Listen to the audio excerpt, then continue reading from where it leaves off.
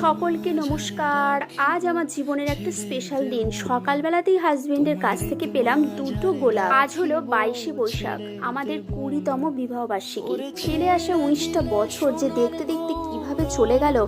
আরও একটা নতুন অধ্যায় শুরু হলো আমাদের জীবনে। এই স্পেশাল দিনটাতে জলখাবারে বানালাম ছোলার ডাল আর লুচি, এর মধ্যে কেকটাও বসিয়ে দিয়েছি। আজ আবার বাইরে খাবার প্ল্যান ছিল, ওই জন্য দুপুরে সিম্পল রান্না করেছি, ডাল, আলু মাখা আর ডিম ভাজা। আমার অ্যানিভার্সারি কেকটা আমি বানালাম। সন্ধ্যাবেলা একটু সাজিয়ে গুছিয়ে নিলাম কেক কাটার জন্য। আজ নতুন একটা কুর্তিও পরলাম, তারপর দুজনে মিলে কেকটাও কেটে নিলাম।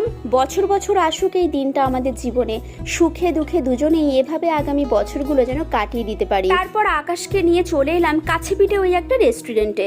তারপর এখানে এসে আকাশের জন্য নিলাম চিকেন বিরিয়ানি আর আমাদের জন্য ফ্রাইড রাইস আর চিলি চিকেন। খাওয়া দাওয়া করে একটু ঘুরে নিয়ে বেরিয়ে পড়লাম বাড়ির পথে। দিনটা ভালোই কাটলো। ক্যাডবেরি খেতে খেতে মিনি ব্লগটা এখানেই শেষ করলাম। লাইক ও সাবস্ক্রাইব করো। টাটা।